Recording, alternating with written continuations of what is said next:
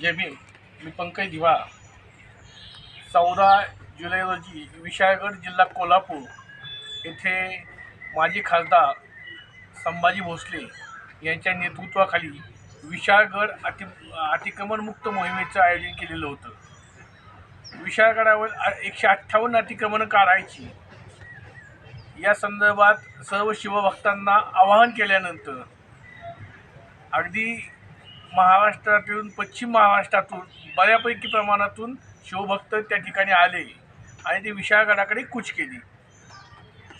त्यानंतर विशाळगडावर कूच केल्यानंतर त्यांनी मूळ स्थानी जाण्यापेक्षा विशाळगडाच्या पायथ्याशी असलेल्या गजापूर गावातील मुस्लिमवाडी येथे जाऊन नंगानाच घातला.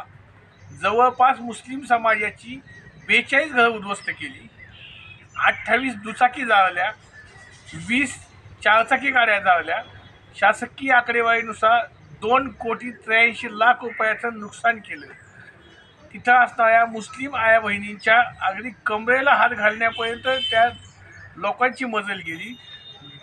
काही माय भगिनी मुलं जंगलाकडे आश्रयासाठी पळाली. अशी अवस्था जी झाली, त्या विकृत मनोवृत्तीच्या गुंड लोकांना आणि त्यांचा मोहक्या असणाऱ्या संभाजी भोसलेला तात्काळ अटक करावी या मागणीचे निवेदन आम्ही पुणे सासवड येथील तहसीलदार कार्यालयामध्ये दिलेलं आहे. यासाठी सभेचं आयोजन केलेलं होतं, परंतु निषेध सभा घेण्याच्या सुमारास नुकतंच पावसाने मोठ्या प्रमाणात घाई केली. त्यामुळं आमचं निषेध सभेचं आयोजन आम्ही रद्द करून फक्त तहसीलदार पुरंदर यांना पत्र दिलेलं आहे. तर या पत्राच्या माध्यमातून आमची मुख्य मागणी आहे की आरोपींना अटक करा.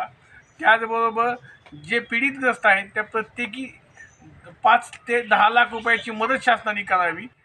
त्याचबरोबर जी मस्जिद पाडण्यात आलेली तिचं पुनरुभारण करावं आणि जे मुस्लिम समाजाच्या लोकांच्या भीतीचं वातावरण झालेलं आहे त्याबद्दल त्यांना पोलीस संरक्षण देण्यात यावं, ह्यासाठी आम्ही आंदोलन केलेलं आहोत.